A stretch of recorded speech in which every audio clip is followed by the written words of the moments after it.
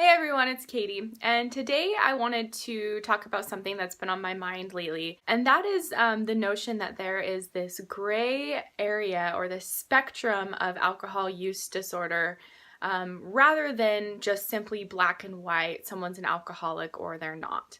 And this is actually, there's a TED Talk on YouTube about this where a woman discusses this gray area of drinking, and it really got me thinking about my own experience with battling an alcohol addiction for the 10 years before I went on the Sinclair method. So I've just been thinking how, as a society, and even me personally, I've really been taught or brought up to believe that there's this black and white approach to an alcohol problem. You're either an alcoholic or you're not. And when you're an alcoholic, you've hit a rock bottom.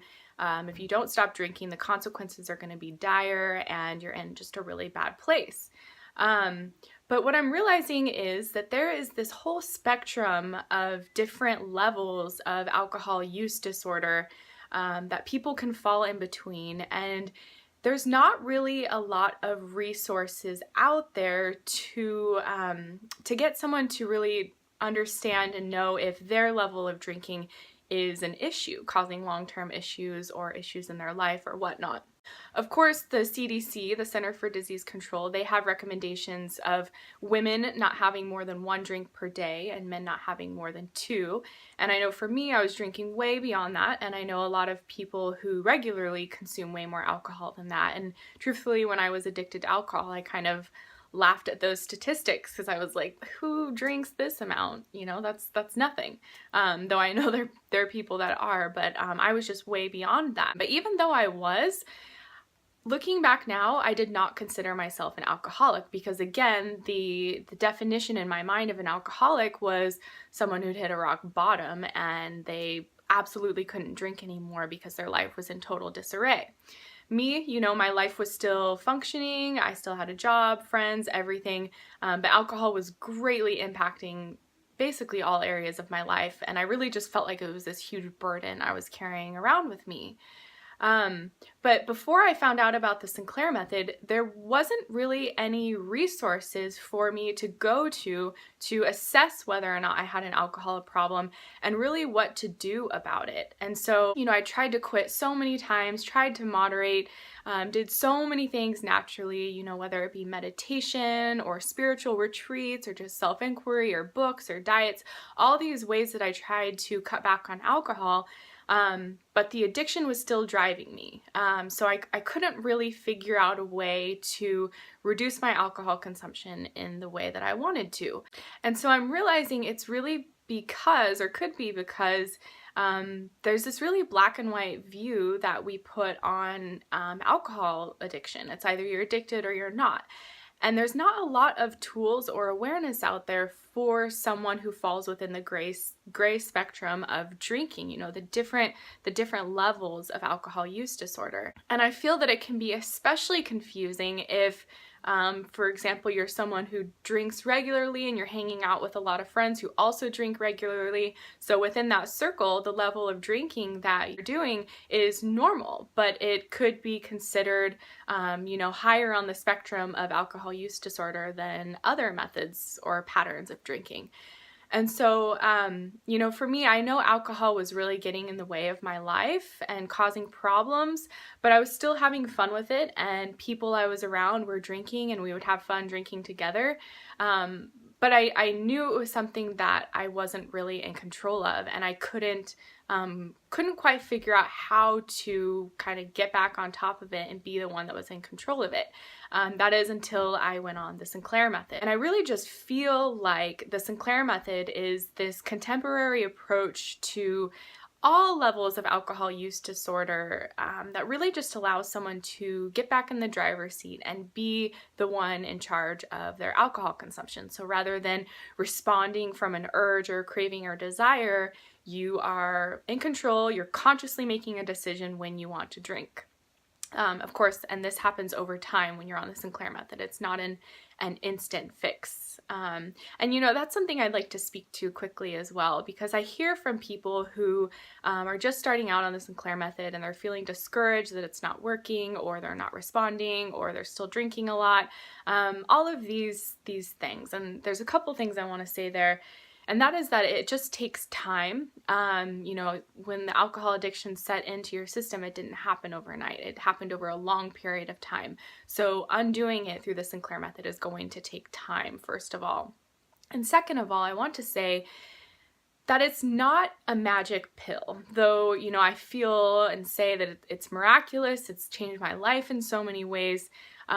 There's a lot of work that you have to do along the process of extincting this alcohol addiction that really takes effort on your part, because there are so many contributing factors that cause someone to drink or drive someone to drink that it's not all going to be done with a pill. So, you know, issues in life still pop up. You still have trouble from your past. You still have triggers and people and all these things that might contribute to you wanting to drink. So though you might be taking the pill, these external contributing factors can really have a weight on it too.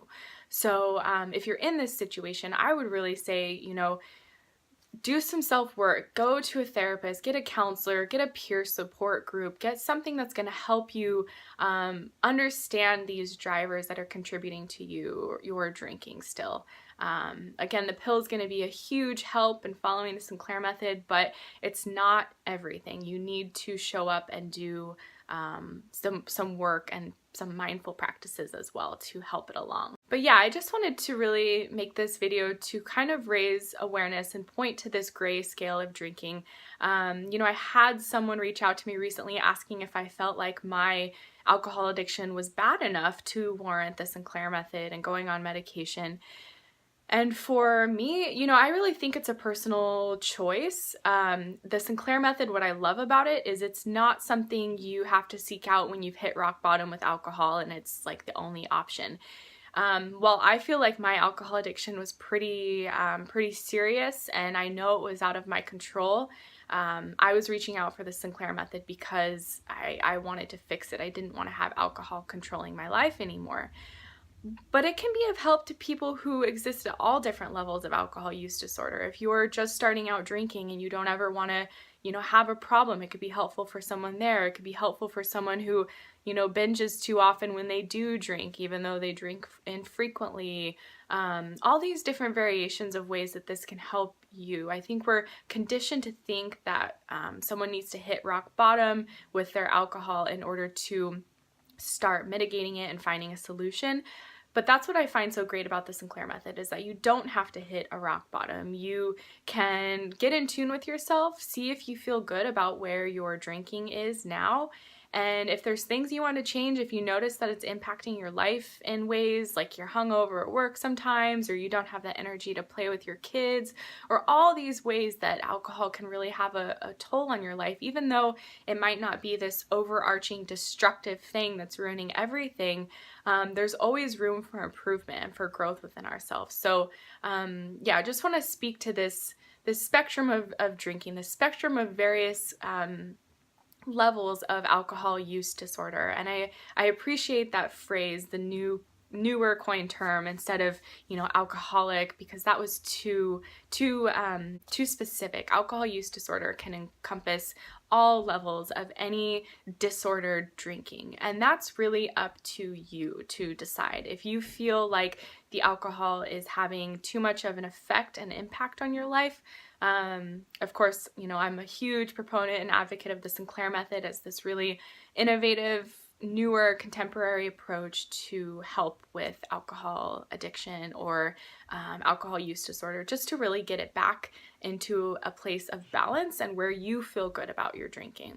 So thank you so much for watching, and talk to you again soon. Bye.